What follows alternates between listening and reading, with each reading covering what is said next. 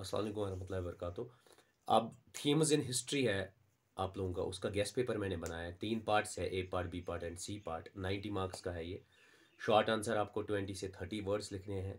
Medium answer 125 से लेके 150 तक, और जो लॉन्ग आंसर होते हैं वो आपको 125 से 250 से 250 तक लिखने हैं।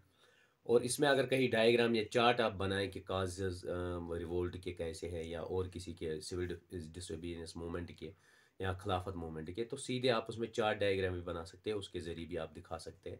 और उसमें फिर वर्ड लिमिट कम होता है।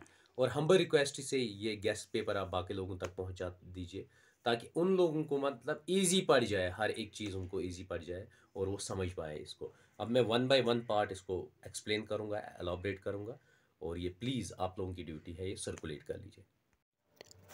Section A short answer type है। 20 से लेके 30 वर्ड्स आपको लिखने हैं, इससे ज़्यादा नहीं, क्योंकि आपका टाइम बहुत कीमती है और वहाँ पर टाइम आपको मिलेगा नहीं। फिर इसमें 4 मार्क्स है, 32 टोटल मार्क्स है ये। सबसे पहला इंपॉर्टेंट क्वेश्चन है नासा। दूसरा है role of Mary Wollstonecraft in enlightenment. उसके बाद है federal public service examination, regulation act क्या था, रेड क्लिफ कमीशन। उसके बाद 6th क्वेश्चन है माउंटबेटन प्लान। 7th क्वेश्चन है अलीगढ़ मूवमेंट एंड 8th है ब्रह्मो समाज। ये आप लोगों को हार्डली 20 से लेके 30 वर्ड्स में ही एक्सप्लेन करना है, ज़्यादा डिटेल में नहीं जाना है, क्योंकि टाइम फिर बहुत कम मिलेगा आपको। और इसमें 4 ही मार्क्स है, चाहे आप एक पेज लिखो या टू द पॉइंट लिखो 30 से 40 वर्ड, तो वही एनफ होता है। अब दूसरा पार्ट है section B, medium type answer. 125 से लेके 150 वर्ड्स होने चाहिए आपके। अगर डायग्राम है तो कम वर्ड्स हो जाता है। इसमें आपको हमेशा 3 चीज़ें याद रखनी है मीडियम टाइप और लॉन्ग आंसर में: इंट्रोडक्शन, बॉडी और कंक्लूजन। ये तीनों पार्ट्स आप इंक्लूड करेंगे, और नया क्वेश्चन जब भी स्टार्ट होगा वो नए पेज से स्टार्ट कर लीजिए, और क्वेश्चन नंबरिंग वही होगी जो आपके क्वेश्चन पेपर में दी होगी। अब देख लीजिए क्वेश्चन नंबर 9 है, give a detail account on main features of age of enlightenment, और write a note on renaissance and reformation.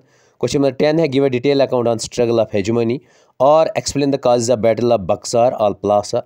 उसके बाद है question number 11, what are the causes and consequences of revolt 1857, और है इसका write a note on drain of wealth and डिसइंडस्ट्रियलाइजेशन।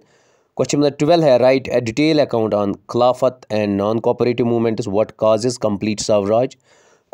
इसी का or है, write a note on quit India movement.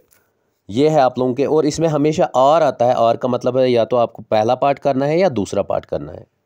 अब जो ये सेक्शन सी है, इसका ध्यान रखिए, ये लॉन्ग आंसर टाइप है। इसमें आपको 2 ही करने होते हैं।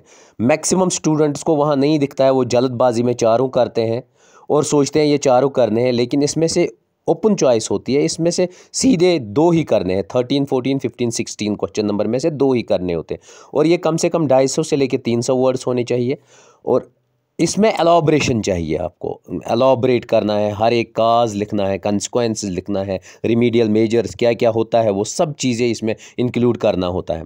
अब देख लीजिए क्वेश्चन नंबर 13 है, elucidate the causes and impact of geographical explorations.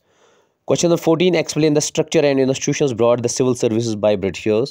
Question number 15, difference between the Macaulay and Woods modern educational procedures. उसमें difference बतानी है, उसमें क्या idea था, इसमें क्या था।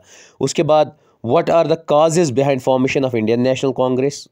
Role of moderates and extremists in freedom struggle.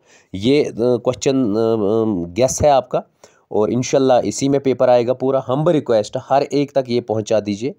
और अगर आपको ज़रूरत पड़े कहीं भी इसमें हिस्ट्री में गाइडेंस की ज़रूरत पड़े तो मुझे बता दीजिए, मैं इसमें क्लास भी दे दूंगा, क्योंकि ऑलरेडी हम 4 क्लास शाम को देते हैं, सोशोलॉजी का, ज्योग्राफिया का, और women empowerment as well as English का हमने कल से स्टार्ट किया। जिसको भी पढ़ना होगा वो प्लीज़ वाइज ऐप पे मेरी स्टेटस में मोस्टली अपडेट करता हूँ, उस पर देख लीजिए और शेयर कर लीजिए बाकी लोगों से। जहाँ भी किसी सब्जेक्ट में, हिस्ट्री हो, एजुकेशन हो, आपका पॉलिटिकल साइंस हो, सोशोलॉजी हो, या ज्योग्राफिया हो, या इंग्लिश हो, कहीं भी किसी भी स्टूडेंट को प्रॉब्लम आती है तो प्लीज़ मुझे मैसेज करें। मैं उसको हेल्प करने की मतलब हद से ज़्यादा कोशिश करूँगा, जहाँ तक मुझे आए वहाँ मैं करूँगा।